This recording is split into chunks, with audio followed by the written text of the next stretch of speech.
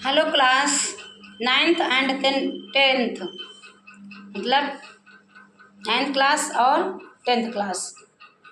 उस दिन क्लास हमने आपको रामधारी सिंह दिनकर द्वारा लिखित स्वर्ग बना सकते हैं चैप्टर, इसके 2 क्वेश्चन करवाए थे। एक तो था रामधारी सिंह दिनकर का जीवन परिचय और दूसरा था उसका जो है भाव, मतलब उसका था कि संक्षेप में लिखिए। आज हम उसके प्रश्न उत्तर कराते हैं। तो गाइड, टाइम बर्बाद ना करते हुए, समय को नष्ट न करते हुए हम स्टार्ट करते हैं। तो पद्यांश पर आधारित हैं। प्रश्न लिखिए आप सब। निम्नलिखित पद्यांश को पढ़िए, निम्नलिखित पद्यांश को पढ़िए और उसके उत्तर प्रश्नों के उत्तर दीजिए।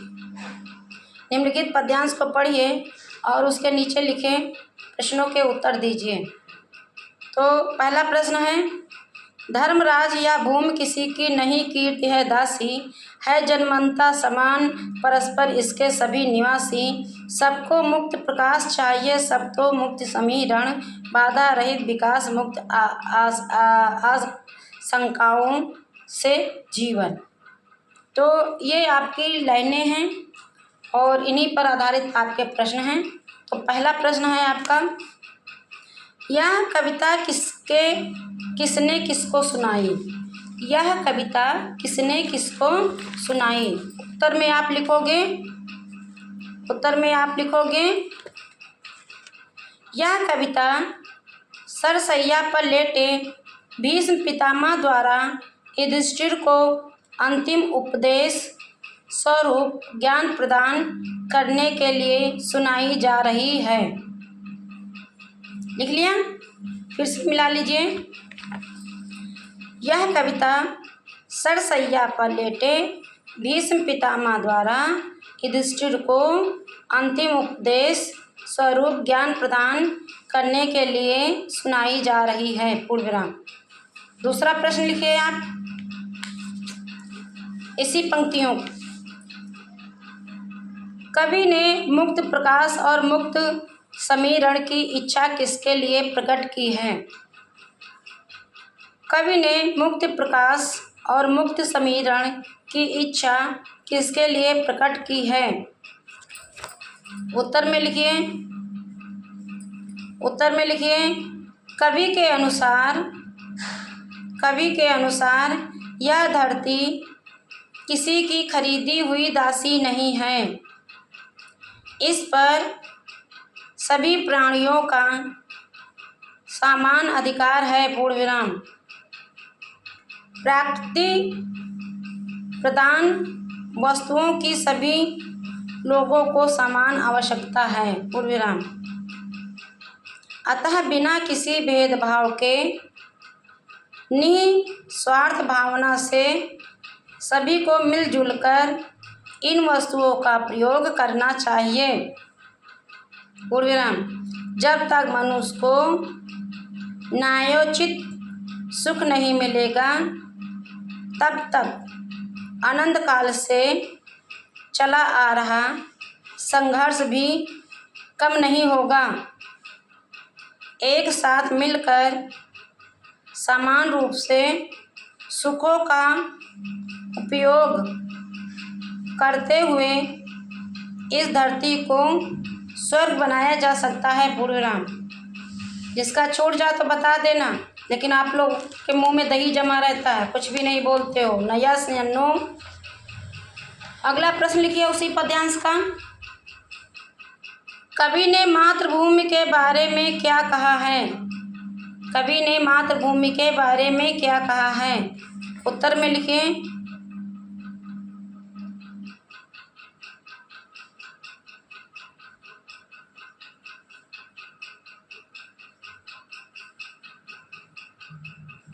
कवि ने मुक्त प्रकाश और मुक्त समीरण की इच्छा सभी प्राणियों के लिए प्रकट की है, क्योंकि सभी प्राणियों को स्वच्छंद तथा निसंग जीवन जीना चाहिए, अर्थात सभी को मुक्त रूप से रोशन तथा ज्ञान रूपी प्रकाश भी मिलना चाहिए।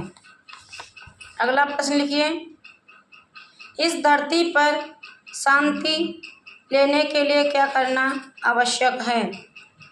उत्तर में लिखिए, इस धरती पर शांति लेने के लिए यह आवश्यक है कि प्रकृति द्वारा प्रदान की गई सुख सुविधाएं सभी मनुष्यों को समान रूप से प्राप्त हों। पूर्ण विराम।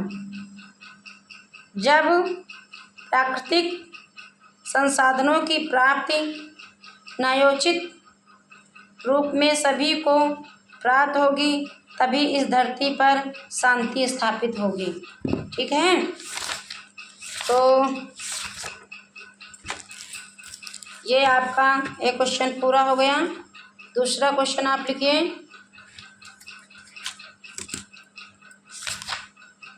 दूसरा क्वेश्चन लिखिए।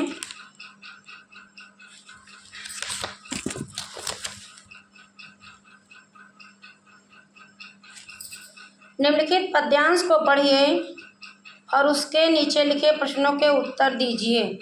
दूसरा पद्यांश, लेकिन विघ्न अनेक अभी इस पद पर अड़े हुए हैं, मानवता की राह रोककर पर्वत अड़े हुए हैं। नयोचित सुख सुलभ नहीं, जब तक मानव को चैन कहाँ धरती पर, तब तक शांति कहाँ इस भाव को। ये हो गया आपका पद्यांश। और पद्यांश के नीचे प्रश्न नंबर 1, संसार में व्यक्ति कैसी बाधाओं का सामना कर रहा है और क्यों, स्पष्ट कीजिए। संसार में व्यक्ति कैसी बाधाओं का सामना कर रहा है और क्यों, क्वेश्चन मार्क चिन्ह, स्पष्ट कीजिए। उत्तर में लिखिए, कवि कहता है कि व्यक्ति उसके विकास मार्ग में आने वाली अनेक बाधाओं का सामना कर रहा है। पूर्ण विराम। वह कहता है कि मनुष्य का विकास मार्ग अनेक कठिनाइयों से घिरा हुआ है, क्योंकि ये बाधाएं पर्वत के समान मानव के सामने खड़ी हैं और ये मानव के विकास की राह रोक रही हैं। पूर्ण विराम। मैच कर लिए आंसर को, उत्तर को मैच करो सब। कवि कहता है कि व्यक्ति उसके विकास मार्ग में आने वाली अनेक बाधाओं का सामना कर रहा है। पूर्ण विराम। वह कहता है कि मनुष्य का विकास मार्ग अनेक कठिनाइयों से घिरा हुआ है, क्योंकि ये बाधाएं पर्वत के समान मानव के सामने खड़ी हैं और ये मानव के विकास की राह रोक रही हैं। लिख लिया। दूसरा प्रश्न लिखिए। कवि ने व्यक्ति की किस पीड़ा को व्यक्त किया है? उत्तर में लिखिए, कवि ने व्यक्ति की एक समान न्याय न मिलने की पीड़ा को व्यक्त किया है। पूर्ण विराम। कवि ने व्यक्ति की एक समान न्याय न मिलने की पीड़ा को व्यक्त किया है। पूर्ण विराम। कवि कहता है कि यह धरती किसी की खरीदी हुई वस्तु नहीं है, इसके प्राकृतिक संसाधनों पर सभी का समान अधिकार है, किंतु इसके विपरीत सभी को न्यायोचित सुख प्राप्त नहीं हो रहा है। पूर्ण विराम। उत्तर में लिखिए, प्रश्न में लिखिए। तीसरा प्रश्न, धरती पर चैन और शांति लाने के लिए क्या आवश्यक है और क्यों? धरती पर चैन और शांति लाने के लिए क्या आवश्यक है और क्यों?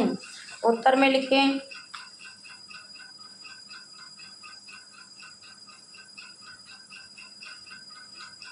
इस संसार में चैन व शांति लाने के लिए यह आवश्यक है कि सभी मनुष्यों को प्रकृति द्वारा प्रदान वस्तुएं समान रूप से मिलती रहें, अर्थात सभी व्यक्ति प्रकृति के उन उपहारों का स्वतंत्रता से उपयोग कर सके। पूर्ण विराम। जब तक निवासियों को न्याय के अनुसार सुख सुविधाएं उपलब्ध नहीं होंगी, कॉमा, तब तक संसार में शांति स्थापित नहीं हो सकती। चौथा प्रश्न लिखिए।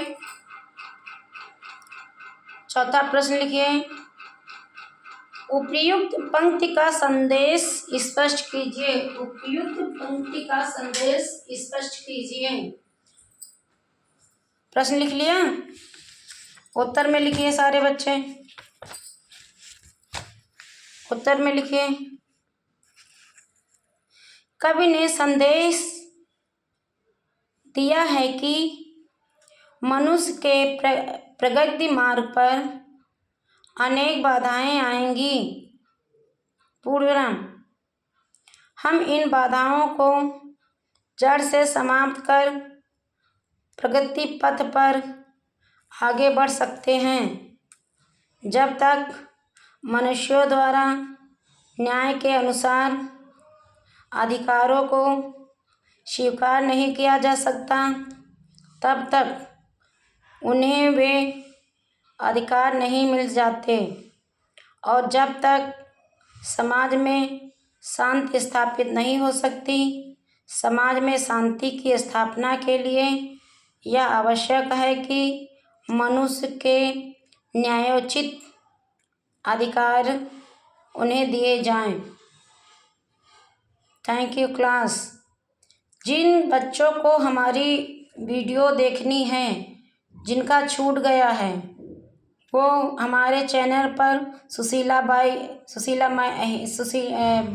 हिंदी बाई सुशीला मैम, उस पर जाएं, क्लिक करें, और जितने चैप्टर हिंदी में अभी तक हमने पढ़ाए हैं सभी उपलब्ध हैं। Thank you class.